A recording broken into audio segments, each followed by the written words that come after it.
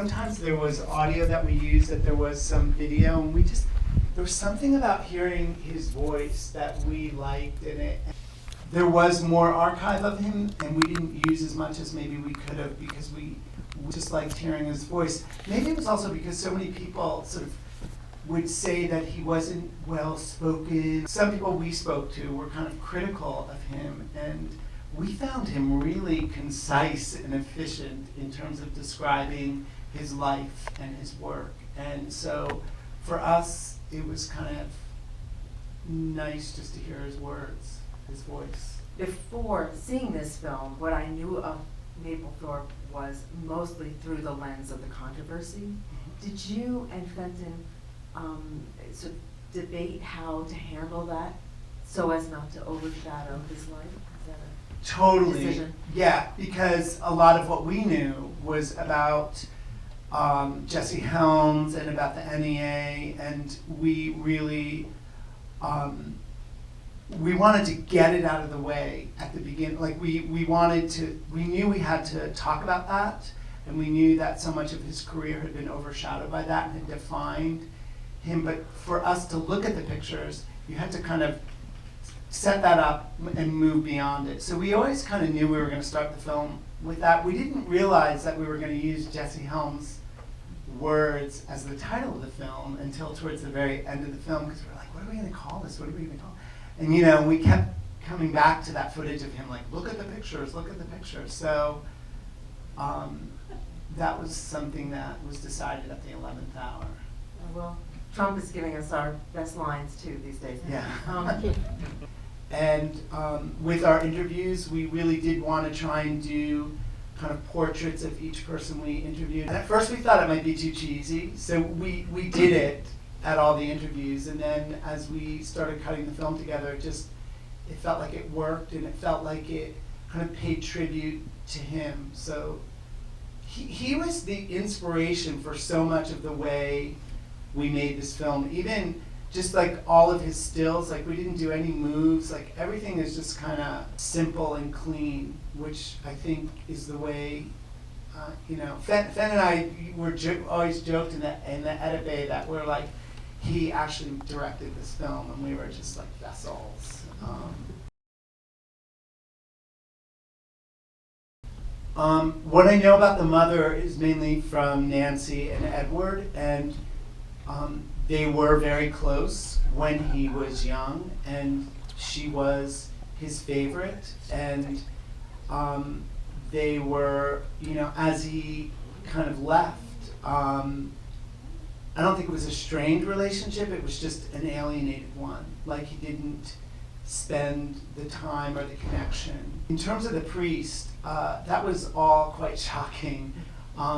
I mean, I remember right at the beginning when we found out, because you know that priest also did his eulogy, so he was a major family friend, and it took us a long time to track him down. Something that's not in the film is we did ask him the question that might be on some of your mind,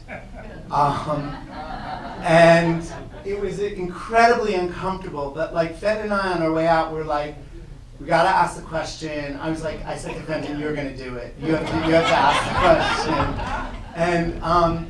And so we did ask that question, and it was both of us felt awful doing it because it became really clear, like probably 20 minutes into the interview, he didn't abuse him in any way. Like the priest was Robert's only outlet. Like in, you know, living in Queens, like who was he going to talk about art with? And I don't know if that priest is, I mean, I wouldn't speculate his personal story other than he seemed incredibly compassionate and seemed like a very, like this mentor of this young boy who was lost and was an artist. And it was awful when we asked that question. It was a really, I felt, and I think other filmmakers might have included that moment in the film because it was like one of those, it was a gotcha moment, and his face went white, and he's in a home, and the people who worked there like ran into the frame and said, you know, stop the interview, And he said, no, you can keep it going. And he explained that that wasn't the case. And we just had to do it just because we thought people would ask. But then when we edited the film, it was like, it just seemed like it would have been a horrible thing we didn't need to include it. And he was and it was really weird talking about S&M with him. I think that's a good question. I don't completely know. I can imagine, I think that back then, that sort of journey to get in touch with, if you were gay, getting in touch with your sexuality, for some people, was a different kind of a journey. Clearly, he went there in a way that, I don't know. There was like there seems to have been a kind of, I don't want to say darkness, because I don't want to judge him, but it seemed like he had an insatiable appetite for more. And I think it sort of engulfed every aspect of his life.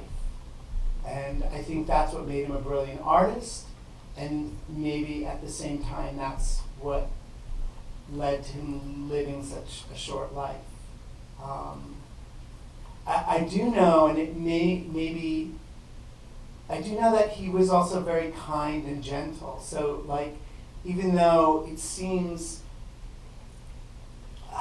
it's easy to judge his ambition, but I know that he was also a kind man to people he was close to.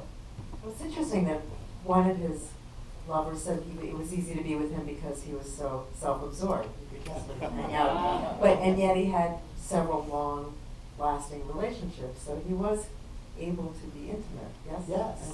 Yeah.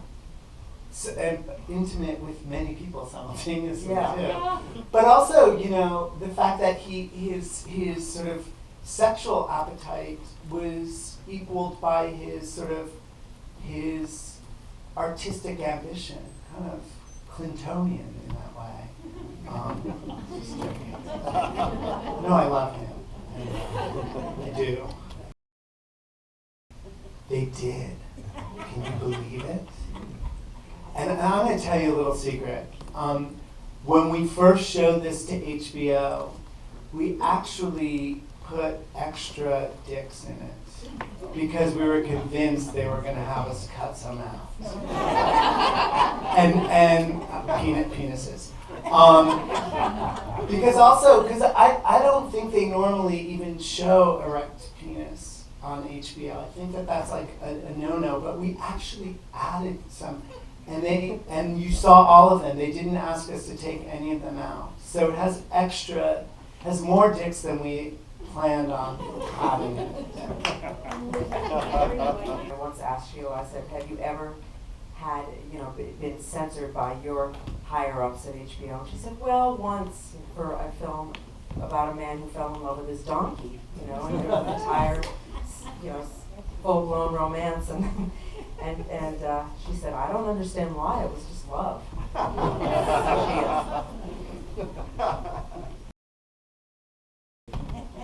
Well, I think he would have had a selfie stick. I don't know what he would have done with it. Yeah.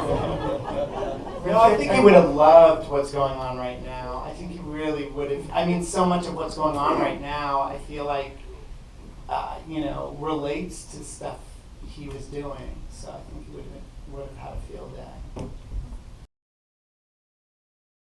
Edward is an amazing. By the way, you should go to Edward Mapplethorpe. He has a website. He's an amazing photographer. He just released a book, but he has a successful career. His artwork is too expensive for me to buy. So that, I think, is an indicator of how successful he is. If I may, I think early in the film, someone stated that he took most of his photographs predominantly in a studio. Is that true? And if it is true, why did he prefer that versus maybe taking photographs out on the street? Because there were some other well-known photographers and that was utilizing the scenery and the excitement of New York in that age. Just wondering why. There are some great photographs that he took outside of the studio, but most of his work is studio work, and I think, and this is this is not fact, it's speculation just doing this film, but like, I think he loved the control of the studio. Initially, we didn't do a sit-down interview with Patti Smith. And initially, we obviously reached out to her, and there was some back and forth. As we made the film, we continued to sort of go after her, but it became more clear to us that it was sort of this weird blessing, because I think she potentially would have overshadowed the film in some ways. Like, while we were waiting to hear if she would do an interview, we started discovering all this audio and more of his voice. So it was a weird blessing. Otherwise, everyone else that we wanted in the film, I believe, is in the film. Most people were very open, but I think Robert Mapplethorpe attracted those sorts of people. You know, I think Robert Mapplethorpe attracted people who were either open or were attracted to him because they were part of telling his story at some point in time. So it was a little surprising, but it was consistent. It was consistent.